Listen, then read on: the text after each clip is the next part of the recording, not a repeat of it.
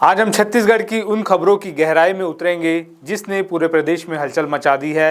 ये महज एक सरकारी आदेश नहीं है, ये एक रणनीति है, एक जवाब है और शायद एक नए दौर की शुरुआत भी। छत्तीसगढ़ एक ऐसा प्रदेश जो अपनी खूबसूरती के लिए जाना जाता है, लेकिन जिसका एक हिस्सा आज भी लाल आतंक यानी नक्सलवाद की आग में जल रहा है। इसी आग को बुझाने के लिए विष्णुदेव साय सरकार ने एक ऐसा फैसला लिया है जिसने सबको चौंका दिया है। प्रदेश के 8 युवा आईपीएस अधिकारियों को उनकी आरामदायक शहरी पोस्टिंग से सीधे उन इलाकों में भेज दिया गया है जिन्हें खतरनाक माना जाता है, जहां हर कदम पर मौत का साया मंडराता है। लेकिन सवाल ये है कि अचानक ऐसा क्या हुआ? क्यों सरकार को 2021 बैच के इन युवा अधिकारियों पर इतना बड़ा दांव खेलना पड़ा? इस फैसले के पीछे की वजह जितनी चौंकाने वाली है, उतनी ही दर्दनाक भी है। इस पूरे मामले की जड़ में एक बलिदान है, एक वीर जवान की शहादत है।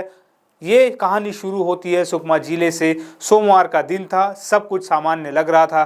कोंटा क्षेत्र के अतिरिक्त पुलिस अधीक्षक आकाश राव गिरे पुंजे अपनी ड्यूटी पर थे। सुकमा के डोंडरा गांव के पास एक पत्थर की खदान, नक्सलियों ने यहां एक कायरतापूर्ण जाल बिछाया था। एक प्रेशर बम यानी आईईडी जमीन के नीचे छिपा कर रखा गया था। जैसे ही एएसपी गिरे पुंजे और उनके साथ ही वहां पहुंचे, एक जोरदार धमाका हुआ। इस आईईडी विस्फोट ने हमसे एक जाबाज अफसर छीन लिया। अतिरिक्त पुलिस अधीक्षक आकाश राव गिरे पुंजे शहीद हो गए। उनके साथ मौजूद 2 और अधिकारी गंभीर रूप से घायल हो गए। इस खबर ने रायपुर से लेकर दिल्ली तक सबको हिलाकर रख दिया। एक युवा अधिकारी की इस तरह शहादत नक्सलवाद की क्रूरता का एक और सबूत थी। इस घटना ने सरकार को सोचने पर मजबूर कर दिया।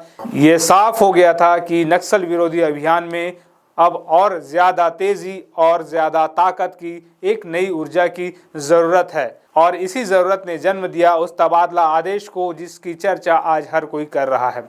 शहीद गिरे पुंजे की शहादत के ठीक अगले दिन मंगलवार की शाम को राज्य के गृह विभाग ने तबादले का आदेश जारी किया। इस आदेश में 8 नाम थे। ये सभी 2021 बैच के भारतीय पुलिस सेवा के अधिकारी थे। ये सभी अब तक अलग अलग जिलों में नगर पुलिस अधीक्षक यानी सीएसपी के पद पर तैनात थे। शहरों की कानून व्यवस्था संभालने वाले इन युवा कंधों पर अब देश की सबसे बड़ी आंतरिक सुरक्षा चुनौतियों में से एक का भार डाल दिया गया है। पहले अधिकारी है रोहित कुमार शाह। अब तक ये सरगुजा में सीएसपी के तौर पर अपनी सेवाएं दे रहे थे। अब इन्हें भेजा गया है सुकमा जिले में। जी हाँ, वही सुकमा जहां हाल ही में एएसपी गिरे पुंजे शहीद हुए। रोहित शाह अब वहां अतिरिक्त पुलिस अधीक्षक नक्सल विरोधी अभियान का पद संभालेंगे। दूसरे अधिकारी है उदित पुष्कर। ये अब तक बस्तर जिले के जगदलपुर में सीएसपी थे। बस्तर का अनुभव इन्हें पहले से है, लेकिन अब इनकी चुनौती और बड़ी हो गई है। इन्हें दंतेवाड़ा जिले में अतिरिक्त पुलिस अधीक्षक नक्सल विरोधी अभियान के रूप में पदस्थ किया गया है। दंतेवाड़ा जो नक्सलियों का एक और मजबूत गढ़ माना जाता है। कोरबा के सीएसपी रहे रविंद्र कुमार मीना और रायपुर के सीएसपी रहे रमन कुमार झा। दोनों को बीजापुर जिले में अतिरिक्त पुलिस अधीक्षक नक्सल विरोधी अभियान की जिम्मेदारी दी गई है। सरकार का ये कदम दिखाता है कि बीजापुर में नक्सल गतिविधियों पर पूरी तरह लगाम कसने की तैयारी है। लिस्ट में अगला नाम है आकाश श्रीमल का। ये जगदलपुर में सीएसपी के पद पर तैनात थे। अब इन्हें कांकेर जिले के भानु प्रतापपुर में अतिरिक्त पुलिस अधीक्षक नक्सल विरोधी अभियान बनाकर भेजा गया है। कांकेर भी उन जिलों में से है जहां नक्सलियों की मौजूदगी सुरक्षा बलों के लिए हमेशा एक चुनौती रही है।